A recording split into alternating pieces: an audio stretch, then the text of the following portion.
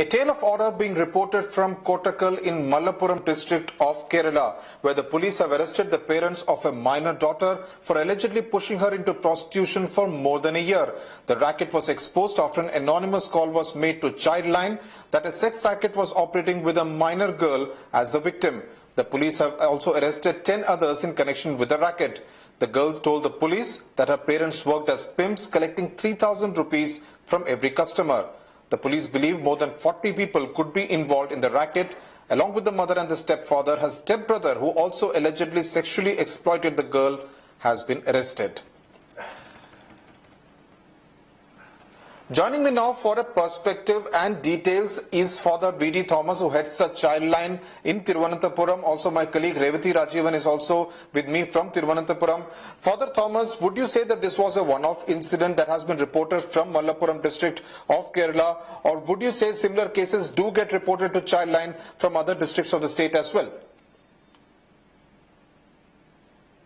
Actually, there are a lot of issues like this, especially regard to CSI cases, child sexual abuse cases. We have many being reported in all over Kerala. Actually, last financial year in Trivandrum alone, we have dealt with 104 cases related to child sexual abuse. So it's actually very much on the increase. And with regard to Kerala also, the reporting part is also quite high. And I think there will be also this similar issues in other states also. But in our state, there is the Childline has worked so much in the past many years. Actually, it is 15 years in Kerala, being Trivandrum the first district, and due to the awareness level is much more, there is a lot of children reporting these issues, and at the same time we have to see the fact that the number of cases are on the increase very much. Right. Revathi, I assume that the girl has been sent to a rehabilitation center in Malappuram district or any of the neighboring districts, but given the fact that she has undergone a lot of emotional trauma, is the rescue and rehabilitation center equipped to take care of such scars? Well, the situation at these shelter homes is even more traumatic for the children, because the cases that have to be settled in less than 6 months goes on for years. And neither can these children be taken back home, because 97% of these abuse cases take place in families, nor can they be lodged at these rescue homes for long because of inadequate social care and support. Also, the rehabilitation process, which should include psychological counseling, is not done professionally, making the victim feel as if she's being punished for a crime. Now, that makes the victim's life even more unsettling, and in that sense, she's made a victim twice over. Right, Revathi Rajivan and Father Thomas, thanks a lot for joining us there from Thiruvananthapuram.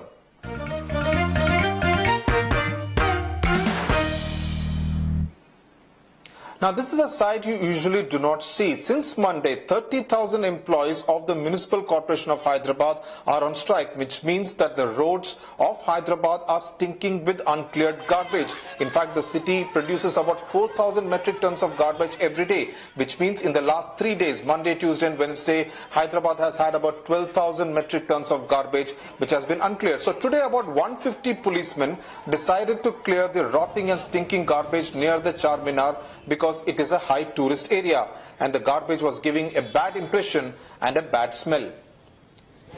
But look at these pictures. Well, the cops were trying to go about this Gandhigiri with some locals pitching in as well. The striking municipal corporation workers came and protested against the police doing this to dilute the impact of their strike. That doesn't really give a very good impression. This area is near the Charminar, a high tourist area, and obviously in the month of the Ramzan, the police wanted to create a good impression. The locals were pitching in, but the municipal workers actually protested against what the policemen were trying to do.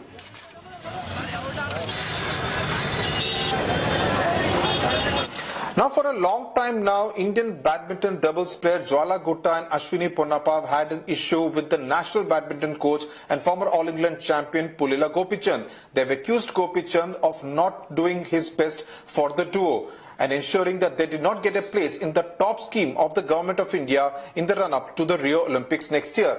I spoke to Pulila Gopichand at his academy in Hyderabad to get his perspective and his side of the story and why the allegations he thinks are absolutely unfounded. concerned and the players are concerned, I think I always have supported the players, and definitely whatever help and support I've been able to give them from my side, as in my capacity, I've always done that to the players. And I don't really know what the exact reasons are. But from my side, I would only say that this controversy was really uncalled for, and actually to blame me and to point fingers at me where I was not concerned is something which is not done. They accuse you of playing a role in ensuring that their names are not included in the top scheme now that we are in the pre-Olympics year. Is that true? Well, I think I'm only a member on the top scheme, and there are very eminent people on the top identification committee, and the committee has also said that their names are being considered. So it is very early to make a statement and jump to conclusions without any concrete evidence. Right. This side, the Sports Authority of India DG has backed you. Does it upset you that these kind of allegations are leveled by one of the top players of Indian badminton in doubles, and this is not something which has started happening now, it's been going on for many years and you have kept quiet about it? I think for too long I've kept quiet about it, and I'm happy that I didn't have to waste time on these controversies. But I think there's a limit to things. I think just because I'm keeping quiet, it doesn't mean that you keep accusing me of things which I'm not responsible for. And that's the only reason I'm talking, and I only intend to talk today about it. Gopi, you won your doubles title, I think one of the last titles that you won as a player with Jwala Gutta, and it's ironical that all these problems are happening with the player you actually won a doubles title with. Is it possible that you possibly could just sit across the table and thrash these differences out? Well, they're most welcome, and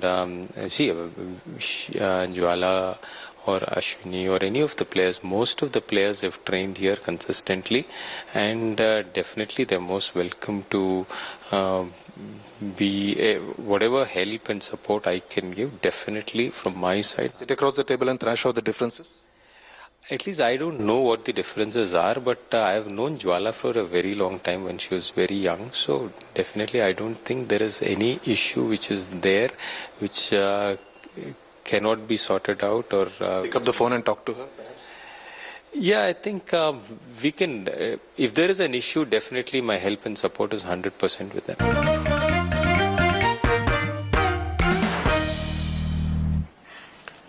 Right, after the experience he and Tata Motors had with Nano, Ratan Tata is now on the road once again. And this time he has invested his money in a Coimbatore-based company, Ampere, which manufactures electric vehicles that include cycles, trolleys and special vehicles for the differently abled.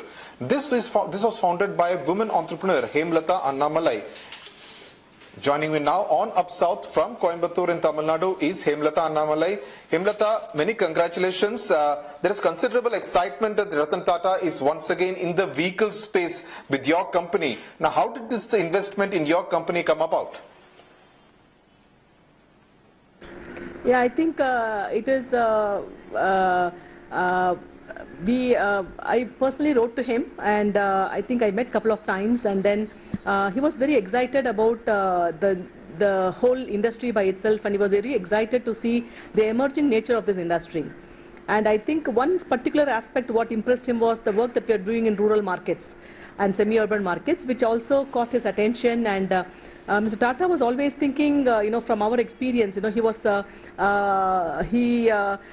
completely understood the nature of the product, and he also, personally spent some good time with me to be able to explain what happened when he launched Tata Nano, and had shared some experiences, I think, which was really beneficial for us. And after a few months of interaction, I think we kind of moved along.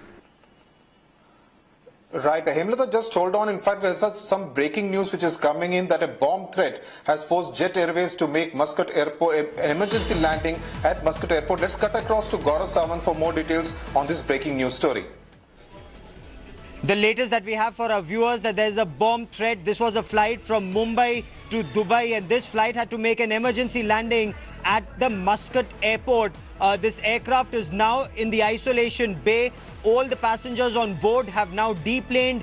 There is a careful study that is underway, a careful scrutiny of this aircraft. This is the information that we have as of now. This aircraft told the ATC that there was a bomb threat, and in the light of this bomb threat, it had to make an emergency landing. The runway at Muscat Airport was cleared around 1:08 local time this afternoon for this aircraft to land. This aircraft was immediately taken to the isolation bay, and then this aircraft, everyone was asked to deplane. Now the bomb disposal squad is going through not just the luggage but also the cargo and the passenger area of this aircraft. So far, no bombs or improvised explosive devices have been located. We are still waiting to hear from authorities either in Jet or Muscat to know who gave out this bomb threat. Why did this aircraft make this emergency landing on the basis of this bomb threat? But this comes very soon after the Turkish Airways flight, which was en route to Istanbul and made an emergency landing. It was when it was flying over Bhopal, that aircraft was told that there is a bomb on board. That was written with a lip gloss on the bathroom window, bathroom mirror of that aircraft, and then it made an emergency landing in Delhi. Both the CISF and NSG went through all the details, and then they found no bombs, and then that aircraft was cleared to fly to Istanbul. In this case also, so far, there are no details whether bombs have been found or improvised explosive devices have been found on this aircraft. The airport was closed for some time is what the information that's coming in from Muscat says. A senior official at the Oman Airport Management Committee has also said that nothing suspicious has been found just as yet. I want to quickly cut across to India Today's Onindo Banerjee. Onindo, what more can you add to this information?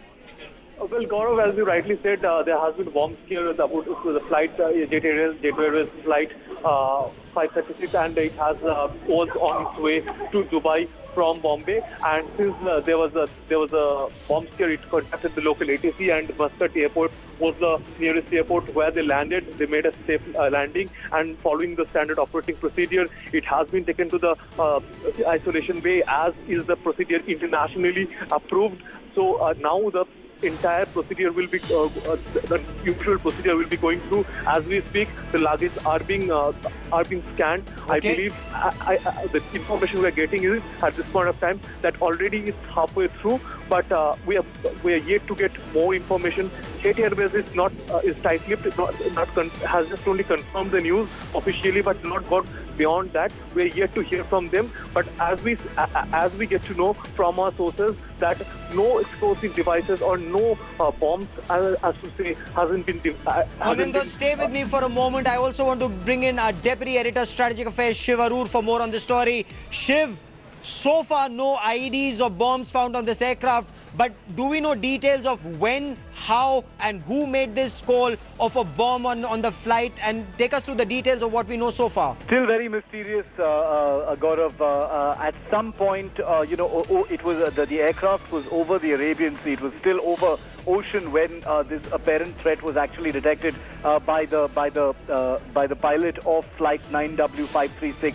The Jet Airways flight from Mumbai to Dubai, after which it was diverted to Oman, where it landed at Muscat Airport at about a little before 1 o'clock.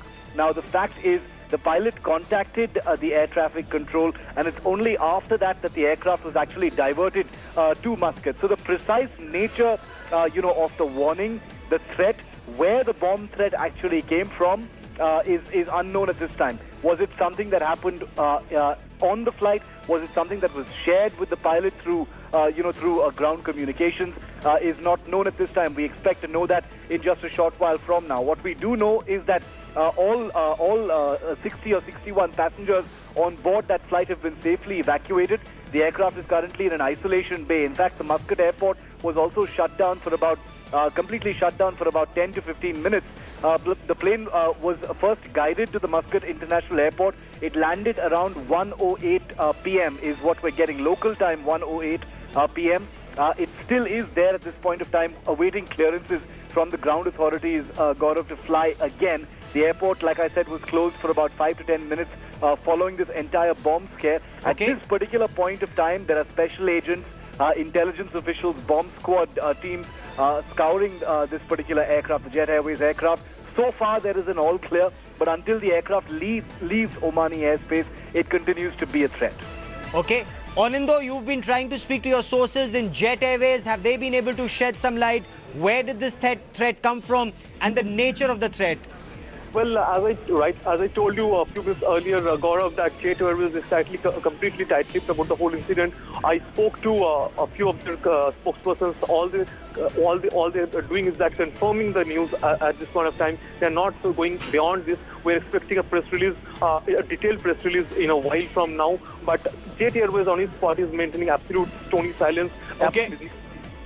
Okay, Shiv, there almost appears to be a pattern now, or is it too early to conclude that there is a pattern? First, that Turkish Airlines flight, no bombs found, but somebody with a lip gloss wrote on the bathroom, mirror, that bomb threat on board, and now something like this. Do you see a pattern?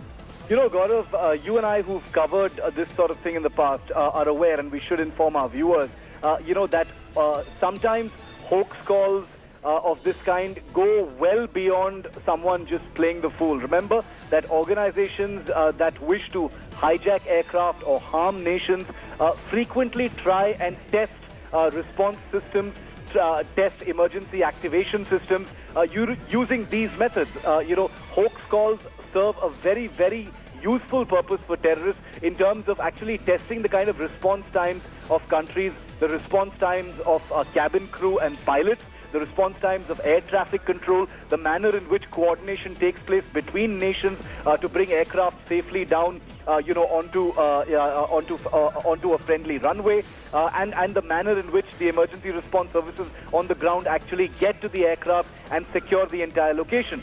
So there is very valuable information for terrorists to be gleaned from what happened with Turkish Airlines day before yesterday and what's happening with flight 9W536, which happens to be a Boeing 737-85R, Gaurav, that's happened just a short while ago in Oman today. So let's never make the mistake of thinking that hoax calls are, someone just playing the fool. They serve a very real purpose. And having said that, let's also remind our viewers that this continues to be a live situation because the aircraft is still on the ground. It is still deemed to be a threat, even though it has been cleared, sanitized by operatives on the ground and the bomb disposal squad in Muscat Airport.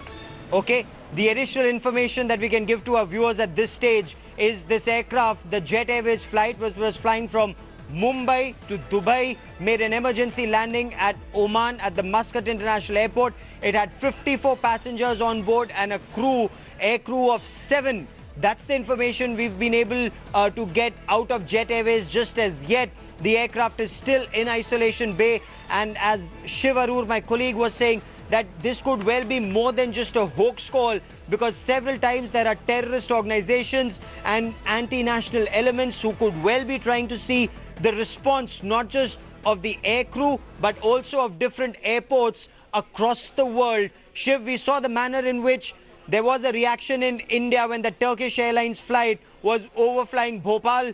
Bhopal said, we cannot accommodate you, go to Delhi, and that could well be a signal for terrorists in future. Absolutely. Every single move that has been made with the Turkish Airlines flight as well as today with the Jet Airways flight is extremely useful information. If indeed there is a sinister hand behind what has happened today, you can bet, Gaurav, that they've taken very careful note of the response times by both, air traffic control in Oman as well as the United Arab Emirates, and as well as the manner in which coordination is taking place to actually get this aircraft to safety in Oman. This is information that has become of crucial necessity to terrorist organizations in the post-9/11 period.